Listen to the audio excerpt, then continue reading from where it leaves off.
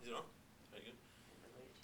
Okay, I'm going to talk about an experience I had, my first experience when I came to Intel actually for interviews. And I was living at that time in England.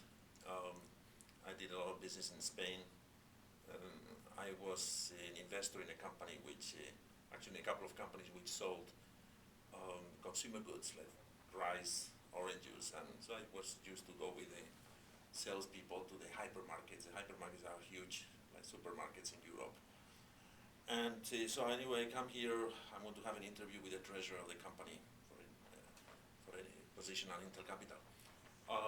So I come into Intel and they take me, first of all, a little bit of a shock was this admin greets me.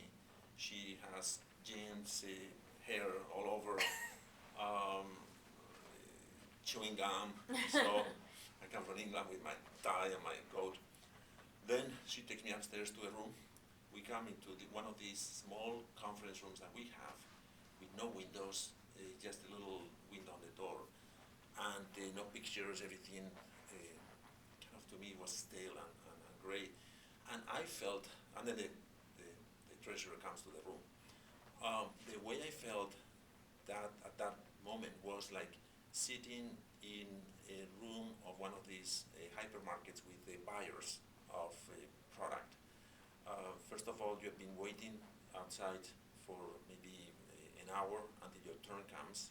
You see salespeople going in and then coming out, and you go and they they kill you because they are just squeezing the last euro or the last cent of the product you are selling. So it's a very, very intense, and you have no leverage. Basically, you are at their exposure.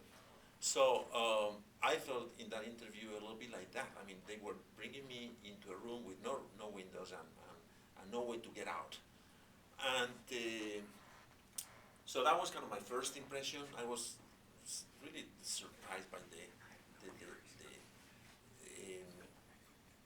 it's not a sterility of the environment, but it was uncomfortable.